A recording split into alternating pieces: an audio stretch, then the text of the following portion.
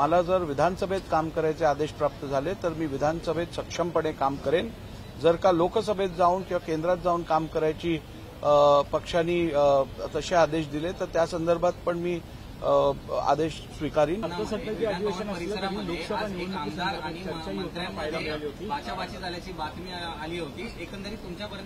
नाही, मी या संदर्भातला अहवाल मागितला। या अहवालात कुठच्याही प्रकारची मारामारी किंवा बाचाबाची झाल्याचं निदर्शनास आलं नाहीये आणि विधिमंडळाच्या आवारात अनेक व्यक्ती असतात, गर्दी असते, एकमेकांना ऐकण्यासाठी कदाचित जोरात बोलायला लागत असेल, पण ह्याचा अर्थ कुठच्याही प्रकारचा माझ्यापर्यंत तरी असा कुठचा रिपोर्ट आला नाहीये।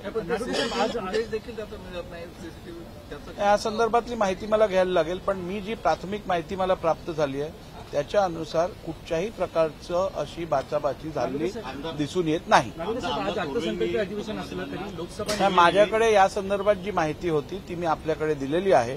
मला जी अधिकृतरित्या सुरक्षा व्यवस्थेकडनं माहिती मिळते त्याच्या आधारावरती मी आपल्याला सांगितले। लोकसभा निवडणुकीच्या पार्श्वभूमीवर दक्षिण मुंबई मतदारसंघातून आपल्या नावाची चर्चाही होताना पाहिलं नाही। आता चर्चा तशी अनेक गोष्टींची होत असते, परंतु मी आपल्याला सांगितल्याप्रमाणे भारतीय जनता पार्टी जी जबाबदारी मला देईल ती जबाबदारी मी पार पाडेन। मला जर विधानसभेत काम करायचे आदेश प्राप्त झाले तर मी विधानसभेत सक्षमपणे काम करेन।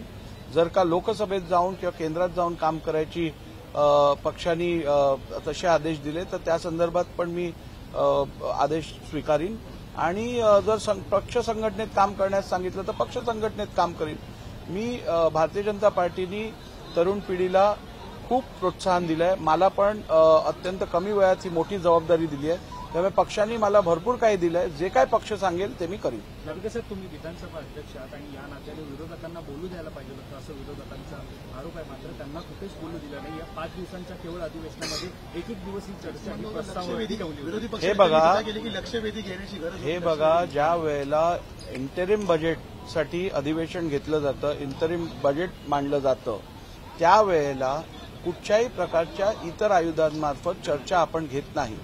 2009 साली, 2014 साली, 2019 साली या तिन्ही वर्षी आपण इंटरिम बजेट सादर केलं, असंच 3, 4, 5 दिवसाचं अधिवेशन घेतलेलं आणि त्यावेळीही कुठच्याही प्रकारची लक्षवेधी अथवा प्रश्नोत्तराचा तास घेतला गेला नव्हता।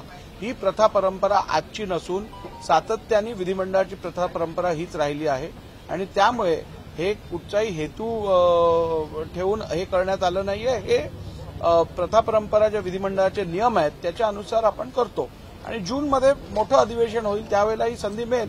यापूर्वी आपल्याला माहिती आहे, मी विधानसभेचा अध्यक्ष झाल्यापासून किमान दिवसाला प्रत्येक अधिवेशनात जवळजवळ 100 लक्षवेधी आम्ही घेतो, अनेक प्रश्नही हाताळले जातात।